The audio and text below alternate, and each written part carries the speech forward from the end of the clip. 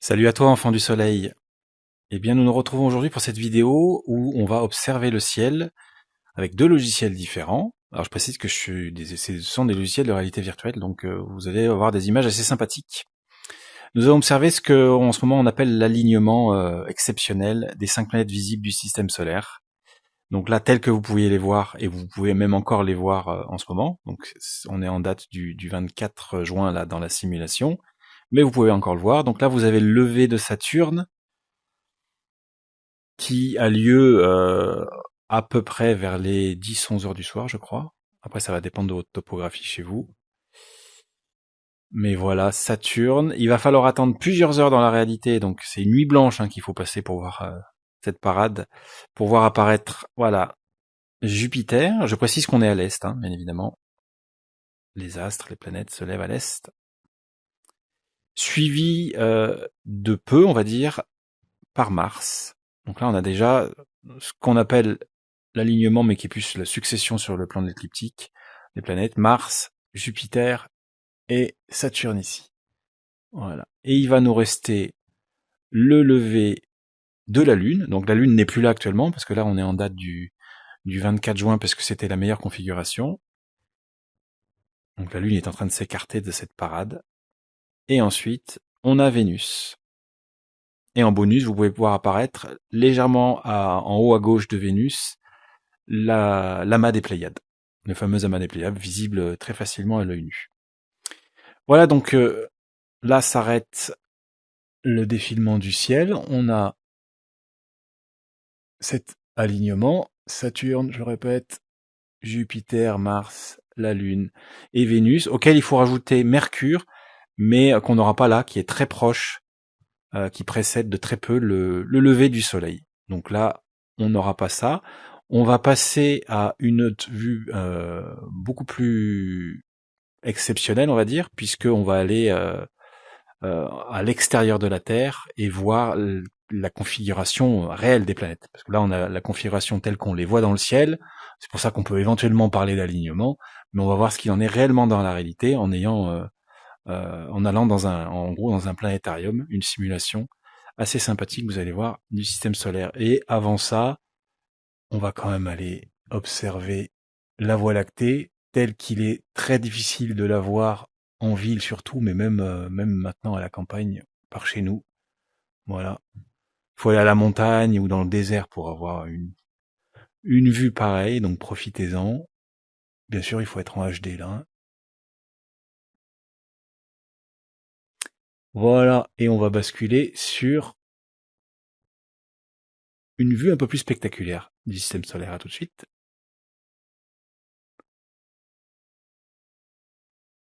Tiens, et avant de passer sur la vue externe, enfin la vue de l'extérieur du système solaire, là, c'est une autre vue où vous êtes, on est dans l'espace. On est dans l'espace, il n'y a pas les horizons, on n'a pas la Terre, on n'a pas la Lune. Et là, vous avez les planètes. Je sais pas si vous arrivez à les voir, ce qu'on vient de voir là, parce que là, cette fois-ci, on n'a pas les noms. Mais en gros, vous avez là la Pléiade. Donc, je vous avais dit qu'il y avait Vénus pas loin. Donc, Vénus est ici. Vénus ici, elle est assez facile à distinguer des autres planètes parce qu'elle est très très brillante. Mars est déjà beaucoup plus difficile parce que Mars, par exemple, est moins brillante que, je sais pas si on la voit quelque part, mais voilà, là, que Bételgeuse. Vous voyez, Bételgeuse, c'est à peu près similaire. Donc Mars, on peut éventuellement la confondre avec une étoile. Il faut juste voir les mouvements. Jupiter, elle est assez brillante, assez grosse et brillante. Et puis ensuite, vous avez Saturne. Voilà. Donc là, vous avez le ciel tel que vous pouvez le voir, sans indicateur de... Voilà. Vous pouvez pas... Il faut connaître un peu pour faire la distinction entre une planète et une étoile. Voilà. C'était le petit bonus, le petit intermède. Et maintenant, on va passer sur la vue externe du système solaire. Donc voilà, là, on est dans un autre logiciel.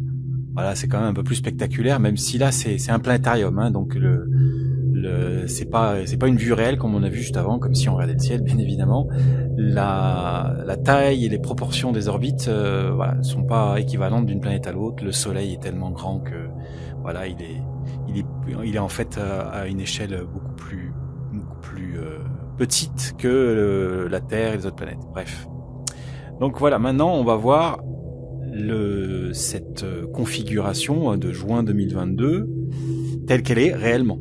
Ce qui est une grosse différence avec ce qu'on voit nous de la Terre. Et donc on va passer sur une vue, voilà, un petit peu du dessus. Hein. C'est assez sympa. Là encore une fois, il faut être en HD pour bien profiter. Alors ça ne remplacera pas une visite en planétarium. Si vous avez un planétarium près de chez vous, je vous le recommande. Nous on en a un à Lyon qui est assez sympa. Mais on commence à faire des trucs assez sympathiques avec la réalité virtuelle quand même, qui ne remplacera pas la réalité, ça jamais, mais voilà quand même le type de choses qu'on peut faire. Donc je fais un peu le topo vite fait. On a une vue sur un système solaire avec ses planètes internes. Donc quand on parle de planètes internes, hein, c'est celle-ci là, les 4 là. Interne à quoi? Interne à la ceinture d'astéroïdes. Vous avez là. Voilà. Et donc les planètes externes, c'est celles qui sont au-delà. Ce sont Jupiter, Saturne, Neptune et Uranus. Voilà, quand on parle de planètes, des fois dans mes vidéos, je parle des planètes internes ou des planètes externes, c'est ça. Et en plus de ça, les planètes internes aussi, c'est les planètes rocheuses, et les planètes externes, c'est les planètes gazeuses. Voilà. Et puis, un peu à part, d'ailleurs ce n'est plus une planète, c'est plus considéré comme une planète, on a Pluton, qui est une planète de glace. Voilà. Et donc, la configuration qu'on a actuellement, qui fait qu'on a cette parade de planètes qui apparaissent dans une seule et même nuit, même s'il faut passer une nuit blanche pour ça, ben, en gros, c'est ça. C'est quoi? C'est que, en fait, on a un phénomène qui, effectivement, est un phénomène un petit peu rare. C'est qu'on a toutes les planètes du système solaire qui sont dans un seul quart de secteur du système solaire. On n'a rien du tout là. Il n'y a rien du tout. C'est tout groupé là. Donc, depuis la Terre, on a vu tout à l'heure on voyait se lever d'abord Saturne, ensuite Jupiter, ensuite Mars, ensuite Vénus, et puis Mercure qui est très proche du ciel, donc c'est pas forcément évident à voir. Et ben en fait on a une configuration qui est encore plus exceptionnelle que ça, puisque on a aussi Uranus,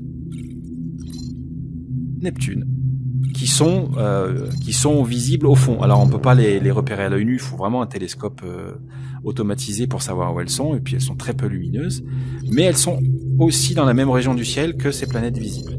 Et ensuite on a Pluton qui est un peu à l'écart là-bas, et qui elle est encore plus difficile à voir. Mais voilà, toutes les planètes sont groupées au même endroit. C'est ça qui est assez sympa, et on va se déplacer comment? On va se déplacer comme ça. Voilà, ouais, on est bien comme ça. On va se déplacer comme ça. Donc depuis la Terre, là c'est plus le cas, mais avant la Lune, elle était par là, donc c'est pour ça elle faisait partie de l'alignement. Maintenant, elle commence à être de l'autre côté. Mais depuis la Terre, cette parade, voilà, n'est pas réellement un alignement. On voit bien. Ces planètes ne sont pas alignées par rapport à la Terre. Par contre, on a vaguement un alignement de la Terre, de Mars et de Jupiter, et vaguement un alignement de la Terre, Vénus et Mercure, qui commence quand même à partir de l'autre côté du Soleil. Là, c'est fini en fait. On pouvait l'avoir le 24, mais on peut plus l'avoir maintenant. Bref, donc voilà ce fameux événement exceptionnel tel qu'il s'est passé, et je tenais à le retranscrire de la plus belle manière qui soit, pour que vous puissiez en profiter. Même si, voilà, je vous invite toujours à vous-même faire vos propres observations. C'est assez sympathique d'avoir des outils comme ça, parce que déjà la qualité du ciel, elle est loin d'être au rendez-vous de plus en plus dans nos villes et même dans nos campagnes. Et puis il faut y passer un certain temps dehors. Voilà. Donc moi je continuerai toujours à observer le ciel dehors en réel, mais ces outils-là, je les trouve géniaux pour comprendre un petit peu mieux comment ça fonctionne, quoi. Et puis voilà, c'est des gros avantages par rapport à nos ancêtres qui voyaient le ciel depuis la Terre et qui se faisaient un peu des idées. Éventuellement, ils pouvaient ne pas savoir que les planètes tournaient autour du Soleil. C'était même le cas globalement, à part peut-être dans les élites, chez les prêtres égyptiens par exemple. Mais globalement, on savait pas ces choses-là. Maintenant, on le sait. Je pense pas encore assez. Et ces outils-là, vont permettre de mieux appréhender ce qui se passe au-delà de la Terre. Voilà, voilà. Que dire de plus? Je vais, c'était un peu une vidéo de transition parce que je vais redémarrer des vidéos sur la chaîne, sur les pyramides, sur bien sûr les liens avec l'astronomie. Voilà, donc vous allez découvrir ça, je pense, courant du mois de juillet, petit à petit. Je vais essayer de faire des vidéos plus régulières. Je vous invite à vous abonner, à vous réabonner. N'hésitez pas à défaire la cloche, la remettre, mettre toutes les notifications. Parce que déjà la chaîne elle est en dormance depuis quelques mois et en plus elle n'est pas forcément très bien référencée. Donc n'hésitez pas et dites-moi en commentaire si vous avez aimé cette vidéo, si vous êtes preneur, parce que j'ai tout un tas de logiciels dans la réalité virtuelle qui me permettent de vous retranscrire des choses telles quelles. Et j'ai envie en plus de partir sur les pyramides, aussi de partir sur l'astronomie et de vous présenter les choses. On peut faire plein de choses. Allez, je vais vous montrer un exemple. Regardez. On peut saisir Saturne. Hop là. Et on a Saturne face à soi. On va se mettre là comme ça. Regardez-moi ça. Ça c'est génial. Saturne avec les informations. Hop. Zut. On récupère Saturne. Voilà. Avec les informations. Saturne. Sa classification. Donc une géante gazeuse. Voilà. Sa composition.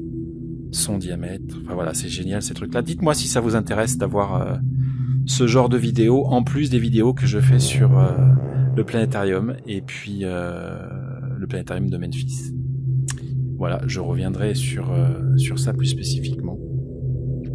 Mais voilà, je tenais à vous proposer ce genre de vidéo. Donc n'hésitez pas à faire partager vos impressions, vos commentaires. Je vous remercie et puis au revoir. À bientôt.